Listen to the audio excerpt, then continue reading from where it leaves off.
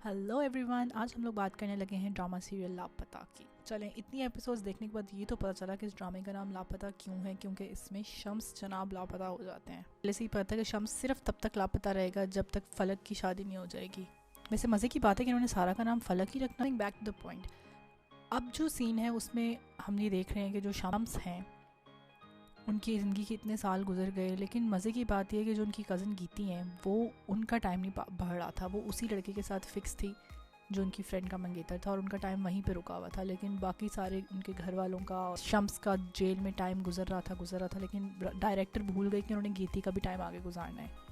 उसके बाद अगर हम बात करें शम्स के करेक्टर की, तो शम्स का जो उन्होंने शुरू में कंटोरिंग की हुई थी, डार्क कलर का उसको बनाया हुआ था, कि कुछ समझ में नहीं आई वैसे ये बात कि कभी तो वो डार्क कॉम्प्लेक्शन का होता है जब वो रहता है मोहल्ले में और उसका करेक्टर बड़ा नेगेटिव है, और जैसे ही वो वापस आया तो उसका रंग बिल्कुल ठीक हो गया है, उसकी ड्रेसिंग भी बिल्कुल ठीक हो गई है, सुरमा भी उसने लगाना छोड़ दिया है। तो ये तो कुछ उल्टा ही हो गया कि वो जेल से आके और निखर गया। कीती के करेक्टर की अगर बात करें तो बहुत ही वियर्ड और क्रिंजी किस्म का करेक्टर है। मतलब मुझे समझ नहीं आई वो उस करेक्टर को क्या शो कराना चाहते हैं, क्यूट शो कराना चाहते हैं, अजीब शो कराना चाहते हैं, या क्या उसका मोटिव है। क्योंकि जब स्टार्ट में हम देखें तो वो एक लड़के के साथ भागने की प्लानिंग कर रही थी। जब वो लड़का उसके साथ भागा नहीं तो उसके बाद उसने अपने कज़न शम्स के बारे में सोचा, और वो भी जो इतने सालों से बचपन से उसके साथ रह रहा था, उसको शम्स का ख्याल नहीं आया। लेकिन उसको शम्स का ख्याल तब आया जब उसको पता चला कि जी फलक और शम्स का कोई सीन चल रहा है। तो उसने कहा कि ये कैसे इनका सीन चल सकता है, और वो इतनी ज़्यादा क्रिटिकल और इतनी सीरियस हो गई शम्स के बारे में कि मरने मराने की बातें करने लगी। और फिर जब शम्स जेल चला गया तो वो एक ही दिन में शम्स को भूल गई, और फिर उसका तीसरा शिकार भी कौन बना, उसकी बेस्ट फ्रेंड का मंगेतर। मतलब यार, तुम्हें दुनिया में लोग ख़त्म हो गए हैं जो तुम अपनी ही कज़नों और अपनी ही दोस्तों के बंदों के पीछे पड़ जाती हो। तो उसके बाद जब उसकी बेस्ट फ्रेंड का मंगेतर भाग गया तो फिर उसको वापस उस सही परफेक्ट टाइमिंग में शम्स वापस आ गया, और अब शी इज़ बैक टू शम्स। एक्टिंग बहुत सारी इसमें ना मिलती जुलती है, चुपके चुपके ड्रामे से। ऐसा लगता है कि उसी करेक्टर को आपने थोड़ा लेफ्ट राइट करके दोबारा से बना दिया है। तो आयज़ा खान पे शायद अभी इस तरह के करेक्टर्स लोगों को पसंद आने लगे हैं। ये चीज़ भी इस ड्रामे में अच्छी लगी कि उन्होंने गीती के थ्रू दिखाया कि गीती एक टिकटॉकर है, और आजकल हमारे माशरे में जिस तरह से लोग इस बिज़नेस में भी जा रहे हैं, गीती कभी नूरजहान बनती हैं, कभी माहिरा बनती हैं, कभी माधुरी बन जाती हैं। तो वो एक मज़े की चीज़ है कि उन्होंने थोड़ा सा वो वाला टॉपिक भी टच किया।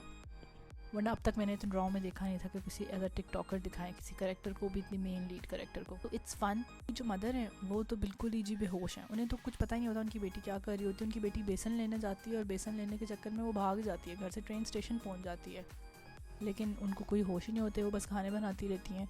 तो इतना भी लापरवाह कोई नहीं होता, वो भी उस लड़की की मदर जिसका कोई सर पे बाप भी नहीं है और वो एक ही एक बेटी है, फिर भी आप इतने केयरलेस। फलक की मदर हैं, उनकी भी एक्टिंग बेहतरीन, ज़बरदस्त, और उसके फादर की एक्टिंग भी बहुत मज़े की है। उसके बाद जो दानियाल साहब हैं वो एग्जैक्टली उसी टाइम में टपके हैं जब शम्स गायब था या शम्स लापता था। और दानियाल पहले इतना अजीबो गरीब एक्टिंग कर रहा था कि जी मैं तो सिर्फ तुम्हारे से प्यार करता हूँ, ये लो फूल, खाना, डिनर, और फट मंगनी, फट शादी।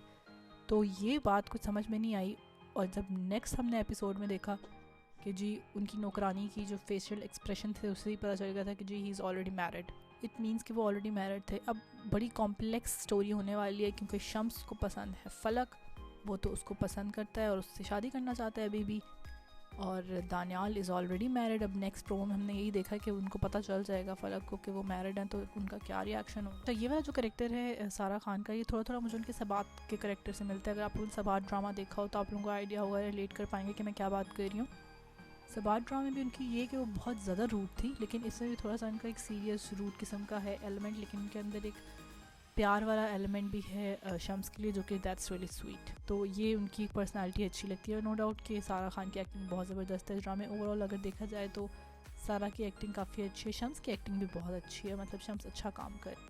जेल से आने के बाद शम्स में बड़ा पॉजिटिव चेंज आया है, क्योंकि उन्होंने पहले जिस तरह से उनकी केयरलेस नेचर थी वो ख़त्म हो गई है। हमें नज़र आ रहा है कि अब वो ज़रा अपनी सीरियसली जॉब की तरफ जा रहे हैं और जॉब सर्च कर रहे हैं। तो ये एक अच्छा पॉजिटिव चेंज आया है कि उन्होंने लाइफ में एक लेसन लर्न किया है। पता नहीं क्या कॉन्सेप्ट आ गया कि जी जो बंदा जिसका उन्होंने नेगेटिव कैरेक्टर दिखाना है या थोड़ा वीक दिखाना है, उसको डार्क कॉम्प्लेक्शन की कंटोरिंग कर देते हैं। जैसे कि परीज़ादा भी हमने देखा और शम्स का भी देखा, लेकिन परीज़ादा का कम से कम आपको नज़र आता है कि थ्रू आउट द एपिसोड एक ही जैसा कॉम्प्लेक्शन है, शम्स कभी डार्क कभी लाइट। अगर आप परीज़ादा ड्रामा के बारे में मेरे रिव्यू जानना चाहते हैं तो मैंने ऑलरेडी किया हुआ है, आप जाकर देख सकते। शादी के एंड दिन ही शम्स रिहा हो गए, और मुझे चीज़ इतनी बुरी लगी कि घर वालों ने उनमें से किसी को भी नहीं समझाया कि भाई शम्स तुम थोड़ा सब्र कर लो। उस बंदी की शादी के नेक्स्ट डे ही शम्स उसको कॉल कर रहा है कि जी मैं तो आ गया हूँ वापस। यार शम्स को खुद भी थोड़ी अकल कर लेनी चाहिए थी कि अभी तो मुश्किल से उसकी शादी को एक दिन भी नहीं हुआ, मैं उसे कॉल कर रहा हूँ और वही हुआ कि जी उसने जैसे उसको पता चला कि शम्स आ गया, उसने डायरेक्ट अपने फेशियल एक्सप्रेशन से दिखाना शुरू कर दिया कि मैं इस शादी से खुश नहीं हूँ। और काम वाली ने ऑलरेडी सब कुछ सुना हुआ है, तो ऑब्वियसली हमें पता है कि बहुत इश्यूज़ होने वाले हैं इन दोनों की शादी। जो रिसेंट एपिसोड आई है ये मुझे काफ़ी सीरियस लगी है अब तक की जितनी भी हमने एपिसोड्स पहले देखी हैं।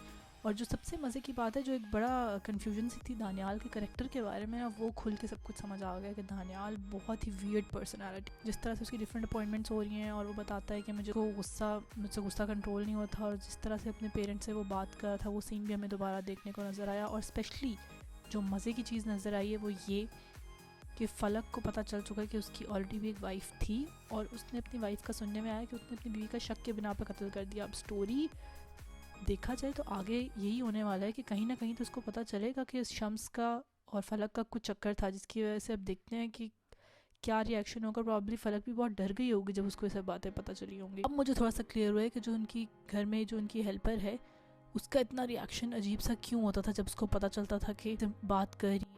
फलक की डायरी में से शम्स की पिक्चर निकलती है तो उसको फील होता है थोड़ा सा, वो बहुत अजीब सा रिएक्ट करती है। तो मुझे हुआ था कि यार इतना अजीब क्यों रिएक्ट कर रही है। अब समझ में आई है कि उसको ये पता है कि जो उसके दानियाल साहब हैं वो कितने गुस्से वाले हैं। फनी सीन वो था जिसमें गेती की फ्रेंड की शादी हो रही होती है और गेती बहुत गुस्से में मुंह बनाकर बैठी होती है, और फिर वही जब ख्वाब में गेती देखती है कि शम्स से मेरी शादी हो रही है तो उसकी फ्रेंड गुस्से में बैठी होती है। That was a funny scene. But overall बाकी जो ड्रामे के एपिसोड थी वो बहुत सीरियस। काफ़ी लग रहा है कि अब शम्स और गीती की शादी हो जाएगी नेक्स्ट एपिसोड्स में। तो और ये अच्छी बात मुझे लग रही है कि फलक को बहुत अच्छे से समझ आने लग गया है कि जो दानियाल है he is not the right kind of person, उसमें कुछ ना कुछ गड़बड़ है। अब देखते हैं कि गीती और शम्स की शादी हो पाएगी या नहीं। तो अगर आप लोग चाहते हैं कि मैं किसी और ड्रामे का रिव्यू करूं या आपको ये रिव्यू पसंद आया तो प्लीज़ सब्सक्राइब माय चैनल और अपने ओपिनियन ज़रूर मुझे कमेंट सेक्शन में बताएं। मुझे बहुत अच्छा लगेगा अगर आप अपने कमेंट्स में अपना रिव्यू पॉइंट भी बताएंगे, या मे बी कुछ मुझसे मिस हो गया हो तो यू कैन ऐड अप। किसी एक नई वीडियो के साथ दोबारा मुलाकात होगी। सी यू सून, बाय।